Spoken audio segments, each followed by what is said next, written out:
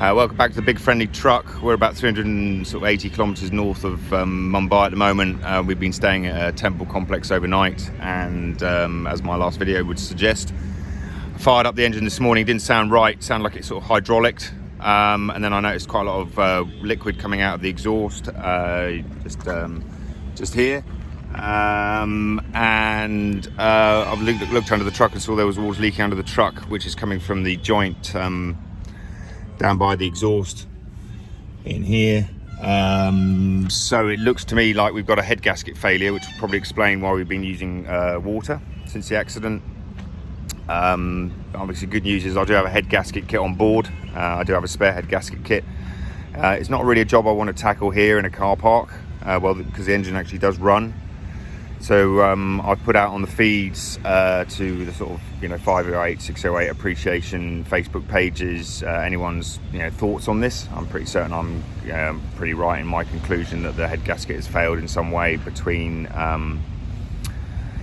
with one of the exhaust ports and one of the water ways, basically. Quite a big problem, obviously. I do have a spare one. Head gasket set in the roof, so now I'm just looking for garages in the local area. None of them are on Overlander. The nearest Overlander garage is down in Mumbai, who work on all sorts of different vehicles. So now it's a question of whether we drive back to the town we just came past last night and start looking at different garages and find out whether there's anyone there with the mechanical know-how to fix our truck. I can help, but it's quite a big job doing a head gasket. There's quite a lot of timing involved with the timing wheels and stuff like that. So going to see what the feeds say, and I'm going to have to sort of have a long ponder and think about who we choose to do the work, etc. Not the best starts of the day. Was obviously hoping to get down to Goa for Rafi's birthday. I think it might still be possible. The job should take about a day, I would have thought. But of course, we're dealing with a 44-year-old engine. There could be seized bolts. There could be all sorts of pain in the arse, obstacles in our way. And of course, my prognosis might be wrong. But I don't think so. I've got enough experience with old vehicles to know that I've had this before. Funny enough, on my first ever car, when the head gasket went, it was firing water out of the exhaust. So the question is whether or not the leak is too bad for us to drive any distance, which probably we're just going to have to suck and see if the engine doesn't overheat.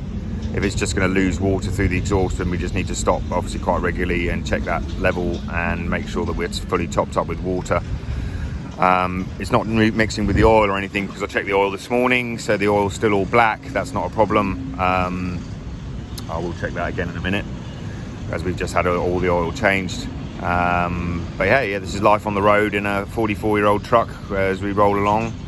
As I say, we're probably over 30,000 kilometres now since we left London, and most of the faults have been generally reasonably minor and easily repairable. So that's where we are today. Whew, yeah, life just keeps on rolling, we will find a solution and get it fixed. There's not many other options. As I say, we're in the middle of India. At least obviously the mechanics here are cheap. It's just now finding someone who we're going to trust with doing the job. So Raf's having breakfast, and I'm going to have another cigarette, and we'll see what happens in the next few hours. Anyway, I'll keep you all posted. Thanks for watching. You know what to do if you like this sort of stuff.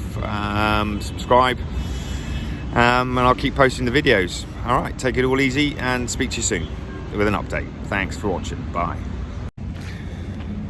Welcome back, Big Friendly Truck. So after obviously getting the engine started this morning and running it and then stopping it and running it again, the situation is it's not good, and now the engine's actually what they call hydraulic, where there's water in the cylinder, so now it actually won't start. So we're kind of stuck exactly where we are.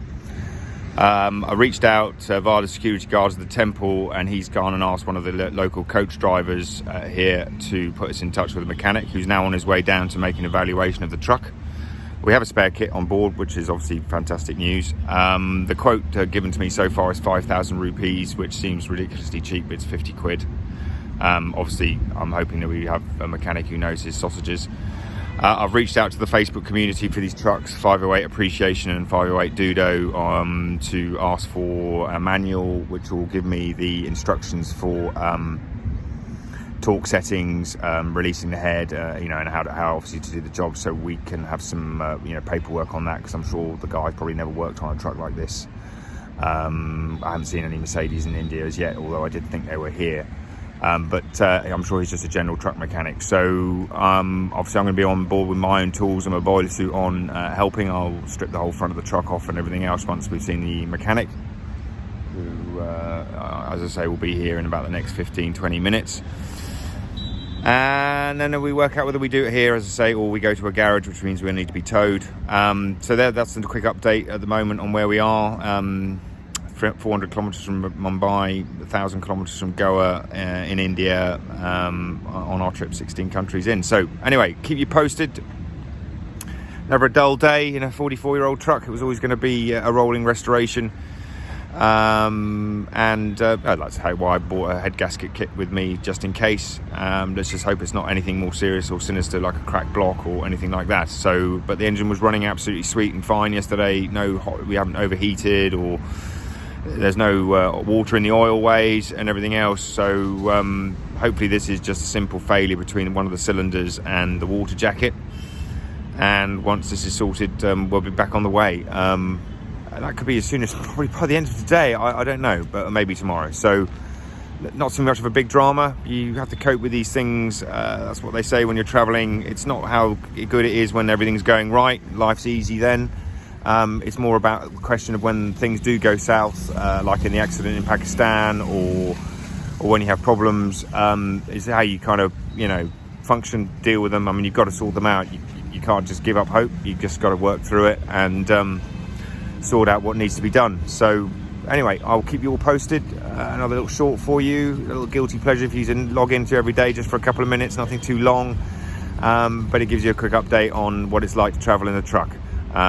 Speak to you all soon. Take it easy. Thanks for watching. You know what to do if you like this. Subscribe. All cool. Thanks for your help. Cheers. Bye. It's all going on here in the big friendly truck. I've got the mechanics here pulling the engine to pieces in double quick time. We have a crowd, as always, in India, with lots of lovely people coming to say hello and have a look at the truck. I've just rolled a cigarette, which seems to be of something of quite a lot of joy and consternation here, in terms of why am I rolling a cigarette. And one of the security guards has asked me to roll him one. So I'm just going to cut off for a second, roll the guy a cigarette, and I'll catch up with you guys all later. Take it easy. Bye. Going to be the fastest head gasket change in the West, hopefully, and I'll get it all back together again, and fingers crossed, hope it's all okay. I've got the torque wrench settings and the tightening sequence from Chris Orange on the 508. I don't know whether it's the Appreciation or the Dudo site, so we can torque the head down to the correct 110 Newton meters. I have a torque wrench, which is lucky, because that's something I haven't seen in Pakistan or India. They obviously just do it by hand. But anyway, fixing the truck is what we're doing. The guys are working away. It's all good. Anyway, and they'll be on the video. So there we go. Here's my friend. Hello. And he showed me a running 314 engine, so hopefully he knows what he's up to, and we'll get it sorted. Speak to you all soon. Ciao.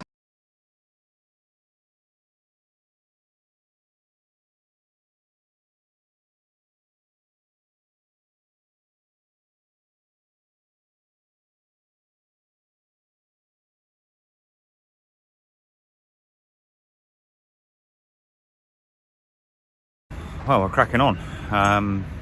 It's all going back together again now. They've cleaned all the old gasket stuff off. We've got the new gasket on, we've dropped the head in, and now it's just about cleaning everything, all the bolts and push rods and everything else, bolting all back together again, bleeding the diesel, filling the water, and so hopefully we see what happens. It certainly seems to be a head gasket failure, so nothing worse than that, which is a real relief, to be fair. After the accident, I was a little bit worried we might have cracked something or done something like that. That was slowly getting worse as time was going on, but the old gasket coming out was definitely shot to shit, and piston number one, the one right at the front, was completely filled with water.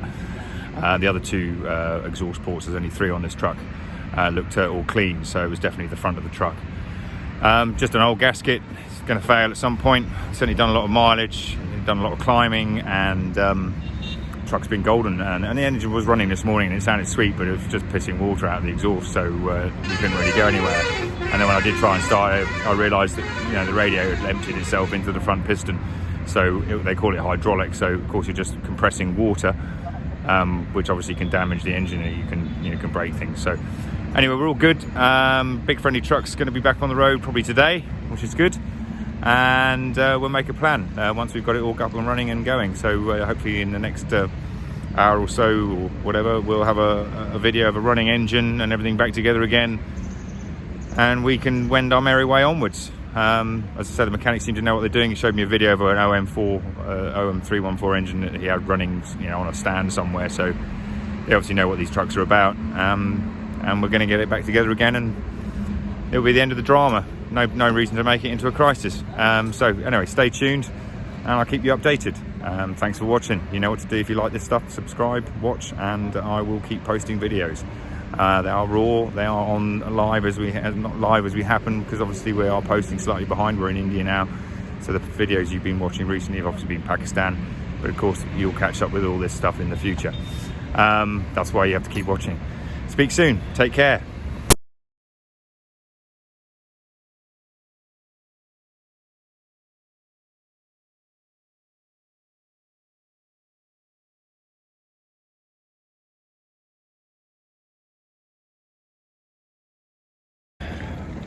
So welcome to the Big Friendly Truck. After putting everything away and tidying up, we've come to the temple here where there's a cafeteria where they serve food.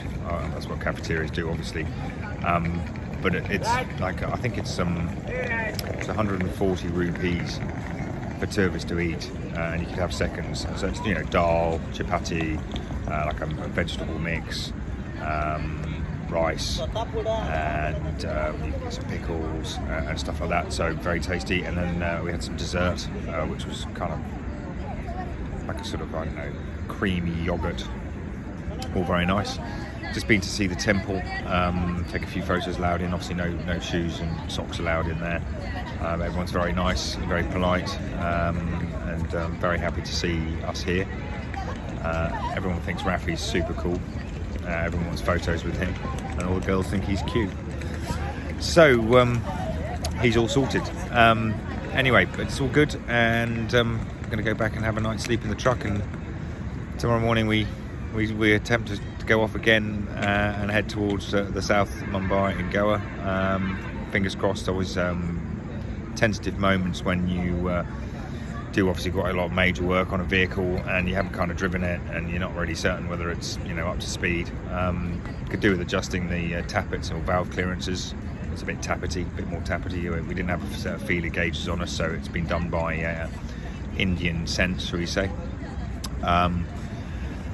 But I'm sure when I'm down in Agonda Beach, I can find a shop that sells feeler gauges, and with a bit of help from friends, we can adjust the tappets and quieten the engine down.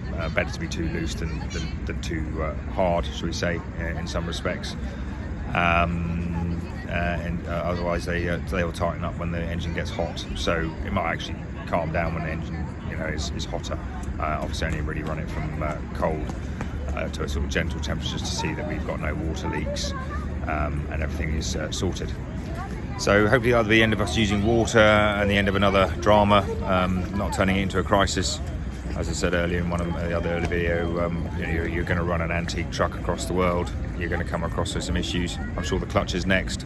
I'm going to ask a friend of mine who's coming out to Mumbai to potentially donkey a clutch plate and clutch pressure plate, etc., and friction plate in his luggage.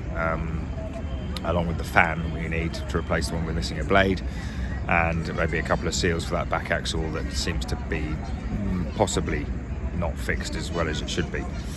But anyway, that's a restoration on the road for you. Obviously the upshot is because it's such a simple truck, it's easy to fix, and that's something for people to bear in mind when you're looking at these overland adventures and stuff. It's very easy to get carried away in all the gizmos and the electronics that a modern vehicle might have, but what you really want is something that's as basic as you can possibly find, that's going to give you reasonable gas mileage and prove to be a hardy beast, because you will be putting it through some paces. And as I say, expect stuff to go wrong, and that's when you meet people. The mechanic today was very nice. There was no one on iOverlander in the area. The coach driver we spoke to was the guy who recommended him to us. He seemed to know his sausages. Showed me a running video of an OM314 engine that he'd been working on. So, obviously he has the skill set. And the young lad who was with him was bang on the mustard. I don't know how old he was, maybe 20 years old, but he was cracking on and did just straight in there. There was nothing that was going to faze them. Probably maybe could have done the job myself. Not going to lie there. But my worry was that if you start working on old Trek, sometimes you just, I've got old cars, bolts shear, things don't come undone. And it was just good to have local people on hand, so you haven't stripped something into pieces and then found you got a problem.